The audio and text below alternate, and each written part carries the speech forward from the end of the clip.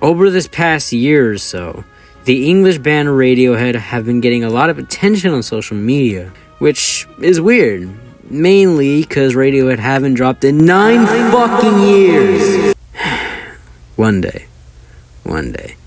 Besides that, the reason why Radiohead have been big over on platforms such as TikTok and Instagram recently is because they have been perceived as a sad band, or to use TikTok terms, the band of agony and despair. Mainly, their song Let Down off of OK Computer has received so much attention and has been so viral on social media in these past few months. While Let Down was seen as a quote-unquote underrated Radiohead song, even to the point where one of the Radiohead fans' favorite jokes was calling Let Down underrated, I think it's safe to say that Let Down is not underrated, at least not anymore. I mean, you can't really call the song underrated when it has 312 million streams. Like, come on, let's be reasonable. Similarly, All I Need off of In Rainbows has also been beaten to a pulp by TikTok and Instagram, also being seen as a sad song. Which, I mean, to be fair, All I Need's subject matter is quite somber, so I guess I can give it a pass there. Anyway, what I'm trying to say here is that Radiohead have gained a rather unfortunate and infamous reputation as, like I said earlier, the band of agony and despair, or something along those lines. I don't know what the kids like these days. Chronically online people now see Radiohead as a band that makes sad music, and only sad music at that. I say this considering the songs people most use or hear from Radiohead on platforms like TikTok are, quote-unquote, sad. I already mentioned Let Down and All I Need, but additionally, songs like Motion Picture Soundtrack, How to Disappear Completely, No Surprises, Fake Plastic Trees, and Creep have also seen their fair share of success on TikTok. And yeah, while all of these songs are sad or depressing in tone, and calling them as such isn't necessarily wrong, that creates a very narrow and very slim image of what Radiohead are. Since these songs are the main, and in some cases only, songs people hear from Radiohead on social media, their perception of the band is that they're sad, depressing, somber, gloomy. Really any word that describes sadness. Someone's probably used that word to describe this goddamn band.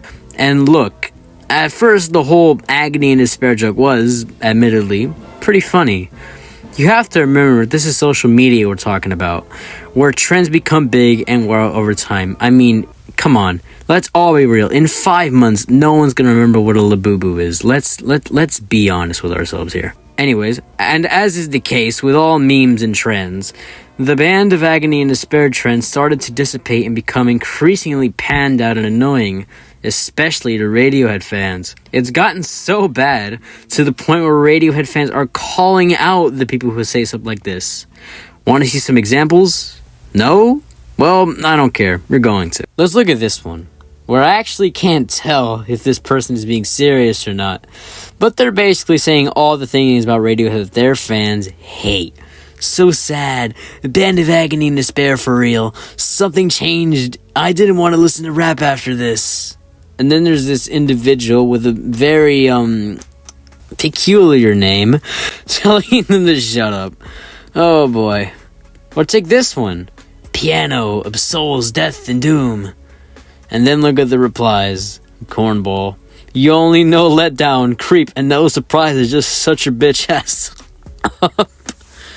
There's another one. Keep in mind, they're talking about Tom York's silly dance he does in the Lotus Flower music video. Dance of agony and despair. And then there's a reply. Oh god, this one's brutal. Dude has no mercy whatsoever. SYBAU. Keys. This same trope happens again and again. Here's a really funny one. You have someone commenting the unofficial nickname of Radiohead at this point. Concert of Despair and Agony. And at first, there's someone who's seemingly just tagging along. And then there's this poser with Tom York standing in front of the OK Computer cover. And that SYFM just makes this even funnier for me. But anyways, what I'm trying to say is that this title of The Band of Agony and Despair is old and has been dragged more than a crying child at the dentist. And most importantly, it's inaccurate. Radiohead are so much more than just the Band of Agony and Despair. While sure, you have your selection of sad Radiohead songs, you also have a much larger arsenal of happy, cheerful, and energetic songs as well. Oh boy, where do I begin? Let's see, you've got Anyone Can Play Guitar, The Bends, Electioneering, Idiotech, 2 + 2 = 5, Sit Down, Stand Up, There, Body Snatchers, oh, Body Snatchers, where do I begin? Jigsaw Falling Into Place, although admittedly Jigsaw Falling Into Place is pretty popular. Bloom, yes, even Bloom. Burn the Witch, oh, I could go on and on. I didn't even mention Bangers plus Mash. All of the songs I just mentioned aren't sad or depressing. They're energetic, fun, and full of life and character. I'm not denying the fact that Radiohead have depressing-ass songs. In fact, I love the fact that they do, and it adds to their persona as well as a band. Songs like Bulletproof, I Wish I Was, A Wolf at the Door, Videotape, Glass Eyes, and any version of True Love Waits. These are all sad Radiohead songs, but what sets them apart from the other sad Radiohead songs that TikTok has used to hell and back is that these are ones that I rarely see anyone talk about. And additionally, Radiohead have songs that are both somber or dark in tone, but very catchy. I'm looking at you, The Tourist, Street Spirit, you too, A Wolf at the Door. The trope I've just gone through, the one about how people perceive Radiohead as a sad band when in reality they've got a much more diverse and fun discography than it seems, can also be applied to a bunch of other artists too. Here's an example. Let's take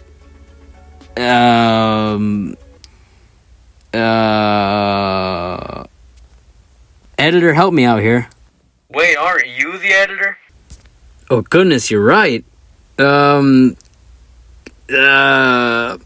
Marías. Yeah, I'll use the Marías as an example. While yes, the Marías do have their fair share of sad or depressing songs that have received a lot of love on social media, like No One Noticed, Sienna, Heavy, Lejos de Ti, etc., the band also has an equally as great arsenal of upbeat and catchy songs. Songs like I Like It, Super Clean, Ruthless, Un Millón, Spin Me Around, Hush, All I Really Want Is You, Run Your Mouth, Real Life, Paranoia. Oh my god, I love Paranoia. The list goes on, really. I find this kind of ironic considering one of the Marías' biggest inspirations as a band is Radiohead. They've even done a cover of Exit Music, so I guess it all comes full circle. There's a bunch of other artists you could use this trope for. I didn't even mention 21 Pilots. But to kind of conclude this seemingly pointless rant, no, Radiohead are not the Band of Agony and Despair. Sure, they have soul-crushing songs, I'm not denying that at all, but they also have so many other energetic and dance-worthy songs that are just begging for you to hear them. No, Let Down and All I Need are not gonna give you a good representation of Radiohead's entire discography. Let Down isn't even that sad. The song's about hope, for crying out loud. Come on. And no, Let Down is not underrated. At least not anymore. Now, it may seem like I'm being overly harsh about Radiohead receiving so much attention on social media, but trust me, I'm not that mad, I promise. Radiohead, I'm not one of those people who consider Radiohead like a niche band, but those people annoy me so much, bro. As a matter of fact, I'm happy that Radiohead have been receiving so much attention and love on social media as of late. It's great to see my generation appreciate a band whose last album was released nearly a decade ago. You know who else I'm happy to see get so much attention and love on social media? The Marías. Wait, it really does come full circle with these two bands, doesn't it? Wait, oh, that's what the circle's for.